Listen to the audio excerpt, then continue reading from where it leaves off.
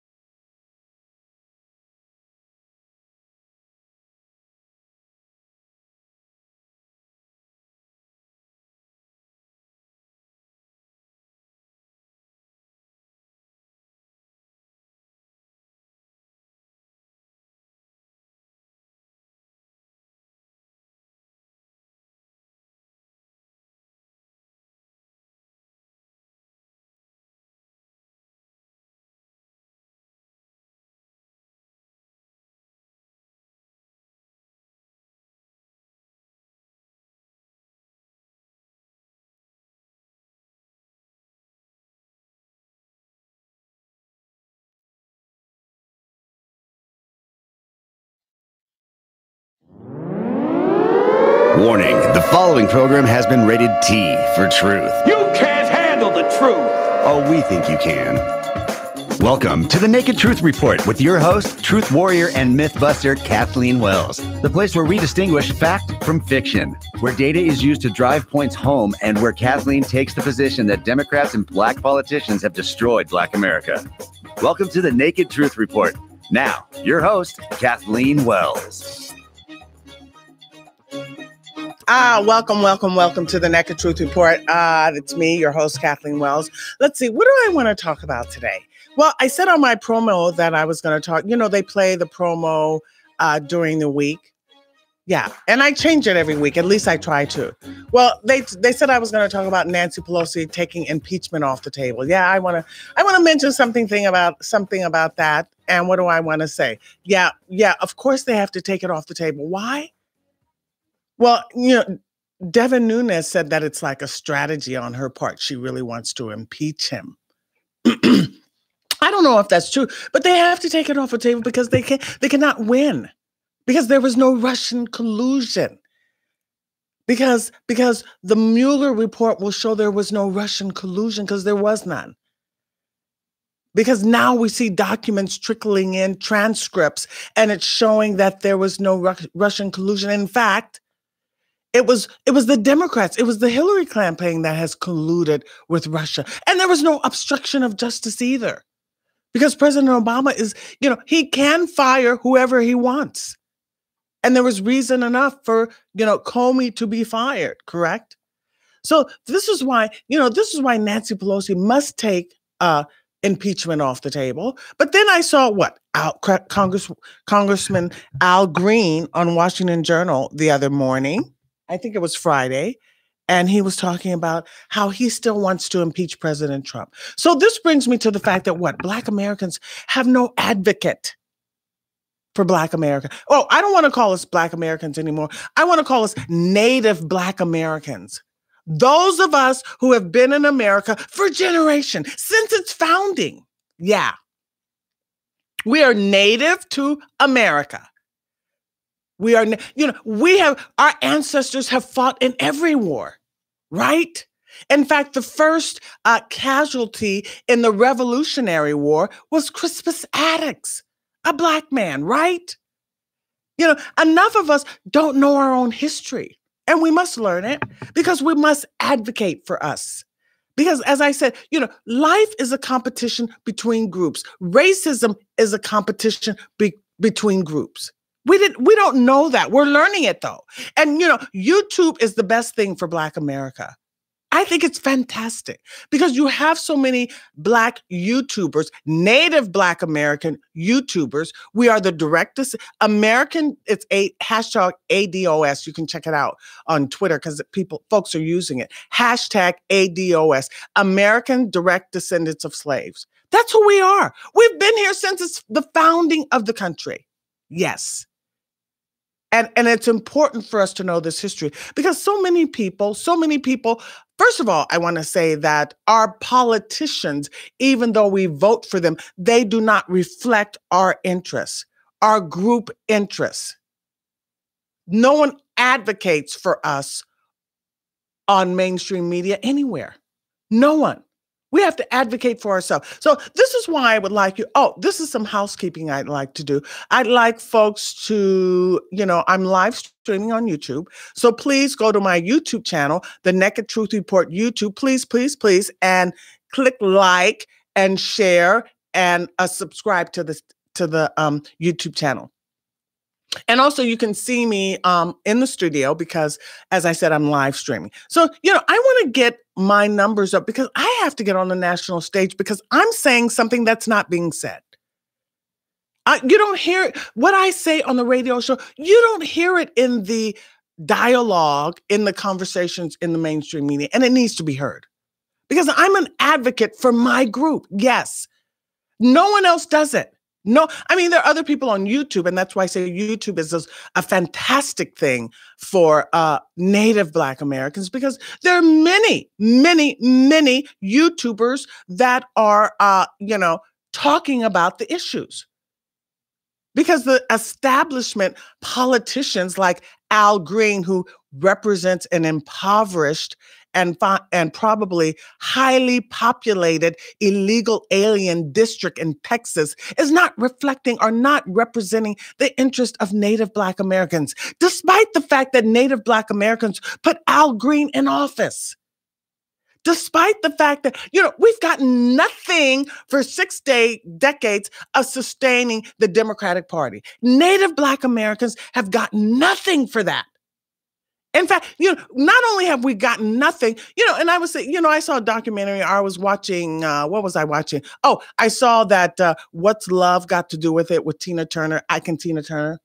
And so I was just sort of fascinated by it. And I started looking on YouTube at Tina Turner back in the day.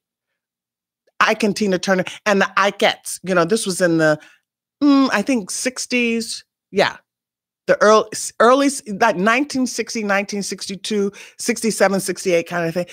No one worked harder than Tina Turner in the music industry in that era, during that time. No one worked harder than Ike and Tina. Well, I'll say Tina Turner. And to me, now she's actually relinquished her U.S. citizenship, and she's living in she's been living in Switzerland for 20 years. And I saw an interview that she had done recently, just last year, or maybe this year, after, her son committed suicide, her oldest son committed suicide. And she had conducted an interview with an Australian host, interviewer. And she had relinquished her U.S. citizenship. And, for that generation or that era, no, I mean, because there are many celebrities, many musicians, many artists that came before Tina Turner that worked hard, like Bessie Smith and Sarah Vaughan and so on and so forth, right? And even before that. But what I was thinking is like, no one moved their feet faster than the Ikeettes.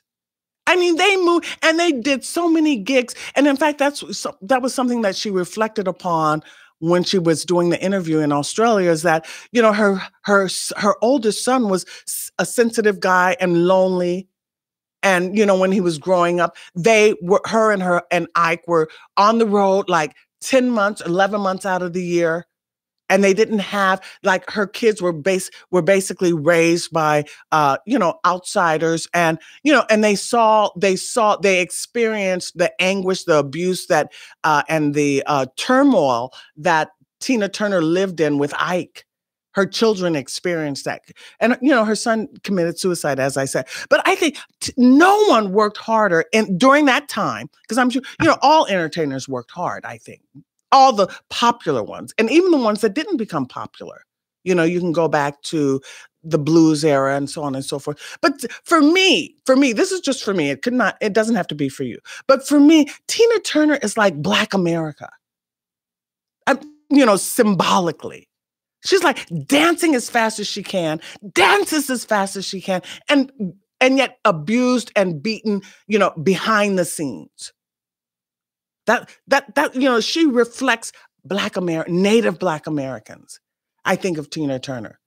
So, and she sort of deserves to go to Switzerland, right? And for 20 years and just take it easy and live the good life and be appreciated and be respected and not have to think about all the turmoil and angst and anxiety and stress and depression because she was depressed when she was dancing as fast as she could as an Ikeette, or when she was a Ike and Tina Turner in that group in the early 60s. She was like moving her feet like gangbusters, like nobody's business, giving all of her soul and energy. And it makes me think of also Michael Jackson. It makes me think of a lot of Black entertainers, which, Black entertainers have shaped America so dramatically.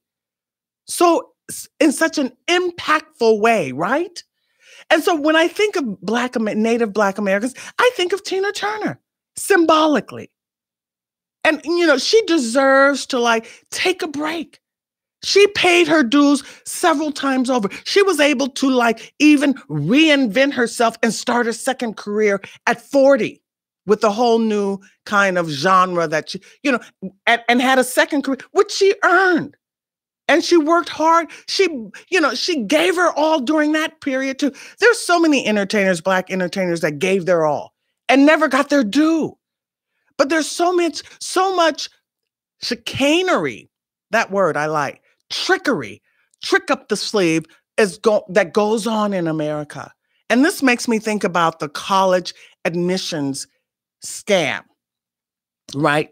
And it also makes me think about the Southern Poverty Law Center. It's a hoax organization. It's a fraud. It's a con. It's a scam.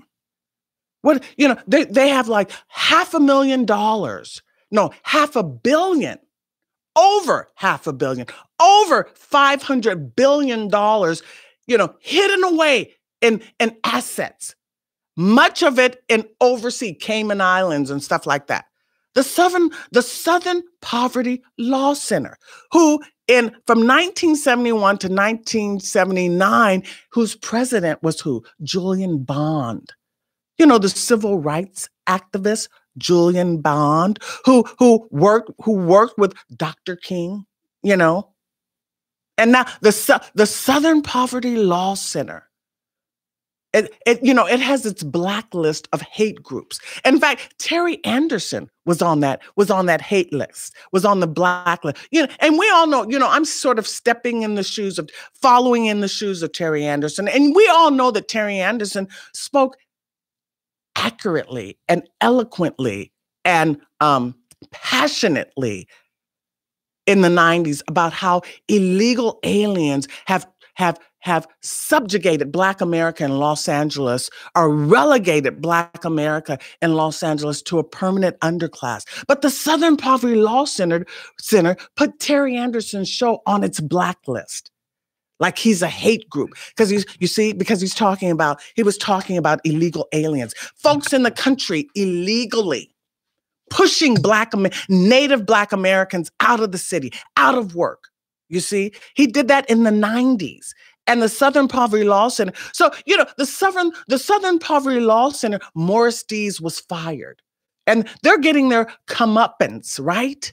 And this is why we love Trump, because so much stuff is being revealed for the fraud and the scam and the chicanery and the con and the upside down. That was the song. Well, upside down. Everything's twisted. Right side up. Everything topsy-turvy. And it's been that way for decades. Because what the heck is Julian Bond being the president of the Southern Poverty Law Center, Julian Bond, who worked with Martin Luther King. What is he doing, the president of the Southern Poverty Law Center, when the Southern Poverty Law Center named Terry Anderson's show, which talked about how illegal aliens are adversely impacting Native Black Americans in Los Angeles, taking all our property, pushing us out of all our neighborhoods, taking all the jobs. They have 90% of the construction jobs are held by illegal aliens in Los Angeles. 90% of the trade jobs are held by illegal aliens in Los Angeles. We are 40% of the homeless in Los Angeles. Terry Anderson talked about that. But the Southern Poverty Law Center had him on their blacklist, their hate list. They called Terry Anderson a hate group, right? So everything's just topsy-turvy. And when they say the chickens are coming home to roost, well, they're coming home to roost for Morris Dees, right? Because listen, this is why I say it's Psychology 101. Psychology 101 is what? Projection. What you say I am, that's you. So everything that the Democrats say that the conservatives are, that's them. Just automatically turn it around. Everything they say Trump is, that's them. That's the Democrats. So, Morris Dees has been fired. And they're conducting, and he heads the Southern Poverty Law Center since he was one of the founders, right? And he's 82 years old. He's being fired and investigated because they said that there's racism and sexual harassment. In fact, I saw an article that said that one of their Black lawyers was fired, and the employees signed a letter expressing their displeasure with this employee being fired. So, I titled this show, A Case for Reparation. I can make the case for reparations. Of course I can. And that's why I need to get on TV, right? I'm on radio now, but I need to get on the national stage because it's not, everyone that says we should, Black Americans, Native Black Americans who have been here since its founding should not get reparations. Everyone that says that doesn't know Native Black American history. They don't know the data. We've been in this country 460 years since its founding. And despite everything and despite sustaining the Democratic Party, we're going to be at zero median wealth at 2053. Right after slavery, Native Black Americans have 0.5% of the wealth of America. We now have, and I thought it was a small number, but now it's a small number. Yeah, it's a small number. We now have 2.6% of the wealth of America. 2.6. We had 1.5% right after slavery when there were only 200,000 free Black folks. And now we only have 2.6. Yet the Southern Poverty Law Center, which is supposed to be taking on poverty, which is supposed to be contributing money to impoverished communities. That's why it's called the Southern Poverty. They have poverty in their name. They're worth $500 million. And much of that money is overseas or in the Cayman Islands or Bahamas or whatever. Why? So I think George Clooney even donated to them. In other words, when you want to fight injustice, you donate, you give your millions to the Southern Poverty Law Center. Now the Southern Poverty Law Center is being investigated for racism. You see how weird that is? So anyway, I can make the case for reparations. Why? Because it's not just about slavery. It's about Black codes, right? It's about sunset laws, right? It's about convict leasing. It's about meritorious manumission and benign neglect, right? It's about Jim Crow. It's about redlining. It's about, high immigration. Because, in the 1800s, Frederick Douglass talked about high immigration, relegating Black Americans to an underclass. They couldn't get jobs. Men need work to keep a family. Men need work. They need to earn wealth to raise their family. If you are precluding Black men from raising their families, from earning money to raise their families, you won't have families. So you are subjugating Black Americans to an underclass, the permanent underclass. We've been at the bottom and we're at the bottom now. We're below illegal. Democrats put illegal aliens above Black Americans. How is that not absurd? That is absolutely absurd. And Black people who still vote Democrat they don't understand anything. They don't do any research. They don't get on the internet at all. Because if you get on the internet, you have several people, several YouTubes talking about how illegal aliens adversely impact Native Black Americans. The data is clear. So people who are still voting Democrat are lazy. They don't have a computer. They don't do any research. Because the data, it may not be on TV, but it's on the internet. All over the YouTube. Dr. Claude Anderson talks about it. Boyce Watkins, everyone talks about it. That illegal aliens takes jobs away from Black men. And it's been going on. High immigration takes jobs away from Black men. And why can't Black men have a job? Why can't Black men have real wealth? Why can't Black men raise their families? Why not? We've been here forever. Why aren't they able to do that? Native Black Americans are like Tina Turner, working their butt off for free for 150 years at least. And then we have nothing now. And you're not ashamed, America, because of that? We have nothing. We fought in every war. And I can't understand people who don't understand why we are in dire straits. How did we get here? How did we get here? That means every single policy that was for the betterment of Black America, was to affirm Black America, was a sham. Like the Southern Poverty Law Center was a con, was a trick, was no good. Every single policy. So what does that say about people? What does that say about people? What does that say about America? It says human nature is effed up. Yes. And Robert De Niro, did you see the movie with Robert De Niro? He was playing a mobster. And in that movie, he said, oh no, they were talking about divvying up the money. And his character said, oh no, you don't give the Blacks any money. Don't give the Blacks any money. That's the way, that's the way it's been for Black. It's like, never give Black folks anything. I mean, don't give them work. Because that's when you go down the Skid Row, that's what you see. Don't tell them about businesses. Don't tell them about deals. Don't tell them about some kind of advantage to make things right, to do better, to better themselves. One of the things that Dr. Claude Anderson said is that when Black folks get in the media, they never get in the media. When they put their hand on the media, they never put their hand on the media. They never get in the media and do the upliftment of Native Black Americans. It's never positive. It's always negative, like the rappers. Their pants sagging and calling women the bees and the hoes. It's never positive. It's negative. Just like Oprah dragging Michael Jackson, bringing that, the man's dead, and she's bringing that up. Never anything positive. And that's the way it's been forever. I think of Bessie Smith. Think of the teenage, moving their legs as fast as possible. I mean, Tina Turner, I'm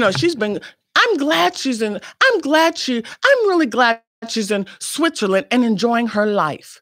Because I think of all the other Black entertainers before Tina Turner that weren't able to enjoy their lives. You see, no one knows Black American history than Black Americans. So and no one is going to make the case for reparations better than a Black American. No one knows that history better than us. Not all of us know it, but those of us that do know it and know the data. So it's not just slavery. It's like, stay in your lane and let Black Americans make their case for it. We don't need your input, right? Anyway, there's my music. So I'm going to open up the phone lines. What we're touching on. Oh, I love this music. I'm a music lover, right? Is it clear or not?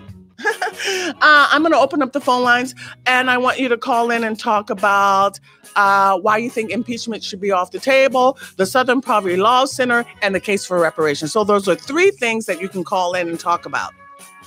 We'll be right back. This is the Naked Truth Report.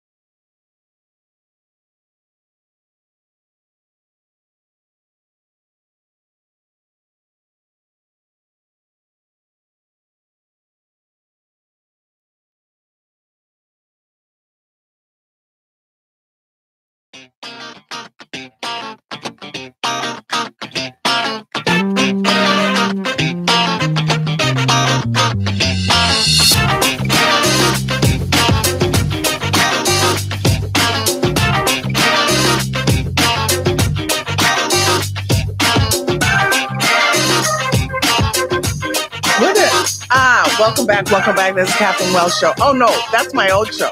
Remember my old show? Remember, folks, that I used to be a liberal? In fact, my show used to even air on the Progressive Voices channel when I had the Kathleen Wells Show.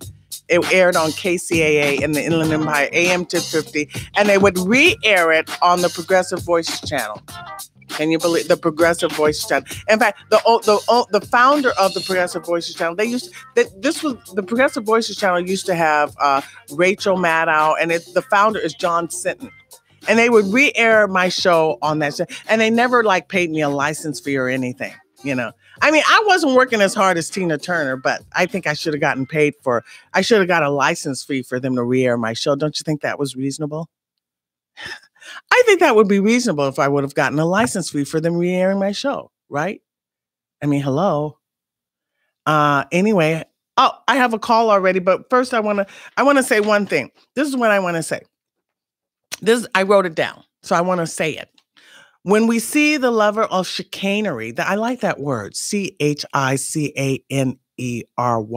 When we see the level of chicanery by American political elites and their comrades and offshoots, you better believe I can make a case for reparations. Think of the Southern Poverty Law Center.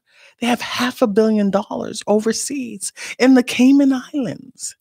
Oh, think of Felicity Huffman and her comrade, that other actress, I can't remember her name.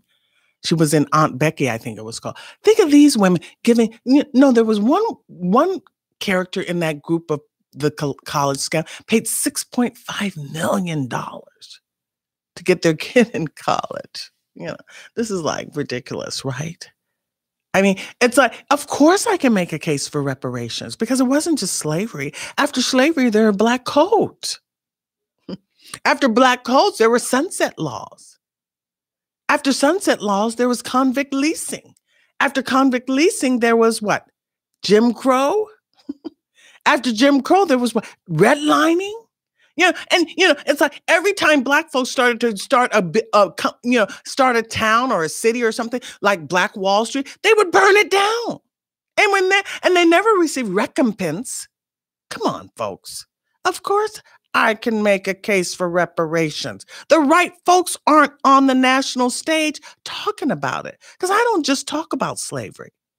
We've been here 460 years and we only have 2.6% of the wealth of America. And it's not like we haven't been tap dancing like Tina Turner. It's not like we haven't been moving our feet fast like the Ikettes. In fact, we even worked for free, our ancestors, for over 150 years. We built Wall Street. They burned that down, right? So of course, when Felicity Huffman or whoever pays $6.5 million to get their kids in college, they put a black face on affirmative action, and then come to find out it wasn't black folks benefiting that much because Title IX came right in, right? And then, and I know that there were lawsuits. In fact, I saw the lawsuits that white women filed against Hollywood for not hiring them to work. And you can't even get black lawyers to file lawsuits. In fact, I want to get in touch with that lawyer who's filing a lawsuit on behalf of the Covington, the people involved. What's that man's name? Lansman or Sandman or something? Nicholas, I can't remember. The young boy who was involved with the Covington Catholic Church, and he was standing in front of the Indian man. I don't even say Native American, because we're Native Black Americans. They're not native to America because America didn't exist when Indians were here, and they crossed the Bering Straits 6,000 years ago, right? It wasn't America. And, America is not just the land. So, America is not just the land. America is what's built on the land, not the land. Okay. So, there aren't the right people on the stage advocating for Black Americans. No. That's why we keep losing. And the nerve of Julian Bond to be the president of the Southern Poverty Law Center. See, they use black faces or what Black people have experienced, injustice, racism, or whatever. They use it to make money. Morris Dees used that to make money for himself. Because Black people didn't benefit off of the Southern Poverty Law Center, not one bit. Anyway, let me take a call now from Mike. Hi, Mike and Van Nuys. Welcome to the Naked Truth Report. Hello, Kathleen. Yeah, I want to just say one thing. You are one hell of a talk show host. And I think you should, before long, be on that little circuit you were talking about. Also, I'd like to say, as far as the what you're trying to say with these reparations is, which is very difficult to delineate the populations. But one thing you're trying to say is its lack of leverage. Any given group that you find, generally speaking, will have some form of leverage, and that's the horse and 40 acres and that sort of thing, or anything of similar nature that was denied Black people. And so I think that, and it's obvious. I mean, there was a certain point in time in this country where they wouldn't even let people read. Right. I mean, they protected their own. And in the course of protecting their own, they had very nefarious ways of doing that. And so I wish you the very best. And I hope that this is a great show. Oh, thank you. I enjoy it. Well, it's just human nature. You see, and Dennis, I love Dennis Prager because he's very wise. If you live as an adult so long and you don't understand human nature, this is human nature. Each group is they put their group first. There's nothing wrong with human nature, but our Black leaders made Black folks be for the world. We are the world, all that bull crap. That's not how the world works. Can I say one thing? Yeah. I think political correctness has just about destroyed this country. Mm-hmm. And as far as the human nature goes, it's sort of a form of tribalism. It's a natural instinct. It's a natural instinct. Yeah, and I think that, and this has a what do I call a disproportional effect over time. Mm-hmm. And it. Anyway, that's pretty much what I want to say. Oh, thank you, Mike. Good luck to your show. It's great. Thank you very much. Be sure, this is like housekeeping. Be sure to go to the Naked Truth Report YouTube channel and click like and share and subscribe to the channel. I'd appreciate it. Okay. Hi, Dave from Orange County. Welcome to the Naked Truth Report. Hi. Well, I hear your frustration, and I'd like to offer a few solutions. Carl DeMaio, my number one deal is Carl DeMaio has Reform California. And if you go to the Facebook page called Strategy for the Republican Rank and File, you'll see the link and explanation for his big thing he's doing. Kathleen, we all know that the unions are controlling the Democrats in California. So we've got a plan. Carl DeMaio has a plan to break it. The Janus decision last year allows a union member to opt out of the union dues while still being able to be a union member. And so there's a plan. You go up there again to the Strategy for the Republican Rank and File, and you'll see the plan, what you can do. It's encouraging, persuading union members of government employee union members to opt out of their unions dues and get their rebate. So that's my number one point. And number two, I just got this from the FPPC. This is a campaign rules. This is a state agency for if you want to ask a question, you want to know the rules on campaigning. So I got this answer from them this week. Can I recruit volunteers for my candidate for the upcoming 2020 election, even if they haven't filed? Yes, you can. Folks, you can go around to your family members and recruit family members and friends and people you meet to volunteer for your Republican Assembly or state candidate in the future, even though you don't know that then who is going to run. So I would encourage that. Okay. Also. Okay, Dave, I appreciate what you're saying is that Black Americans, Native Black Americans need to get engaged and involved politically and not with the Democratic Party because they've already failed us and we must move on and move up. Okay, thanks, Dave. Okay, let's take a call now from Matt in Los Angeles. Hi, Matt. Welcome to the Naked Truth Report. Thank you. So I wanted to ask, I think there's a strong case to be made on the merits for reparations. But how exactly would it get passed politically? I mean, Black Americans are 13% of the population, I believe, and not all Black Americans are in favor of reparations. Well, this is the thing. When you say how, that immediately makes you irrelevant. Because there are experts that can figure out, and you have to do a complete study and know all the numbers and know all the history to get it done. No, and let me say, no, but you're saying what? Well, I'm not asking how it can be done technically. I'm asking politically. How do you make it popular? It doesn't have to be popular. It's just that, Native Black Americans need to go talk to Trump. Now, I know you get on YouTube and see that, a lot of Native Black Americans, all the Democrats are saying they are for Kamala Harris and... Oh, no, Sanders isn't, though. Sanders wants to generally... I know, but I'm just saying the others are. Hey, listen, they're not going to do that. Yeah, but they're saying they are. So this shows the power of Native Black Americans because it's at least discussed. It's in the dialogue.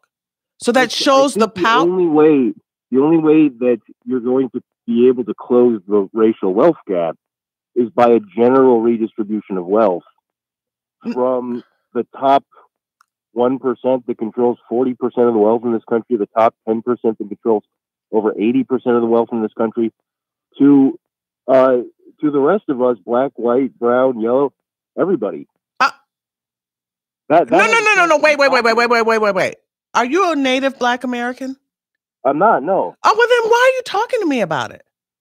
Well, because if you want to get this passed, then it's a democracy. No, it's not. It doesn't have to be voted on. Sure, we don't need. In a democracy, it does. No, it doesn't have to be voted on. Did we vote on DACA? So Trump could do an executive order. Did we vote on DACA? No, we did. So it doesn't be the order. It doesn't. But why are you even concerned if you're not? This is not your lane. You're not a Native Black American. So why are you so wrapped up in it and concerned about something that's not in your lane? Well, my lane is your group. I mean, I think that Black Americans would benefit disproportionately from a general redistribution of wealth. But why is that? Why are you concerned? But I want to know, why is this your concern? Donald Trump is not going to sign an executive order. I asked you, Matt, why is it your concern? Well, my concern is getting the wealth away from the top 1%. No, but I said, why is what Black Americans do, get, not get, whatever, why do you concern yourself with that? Answer that.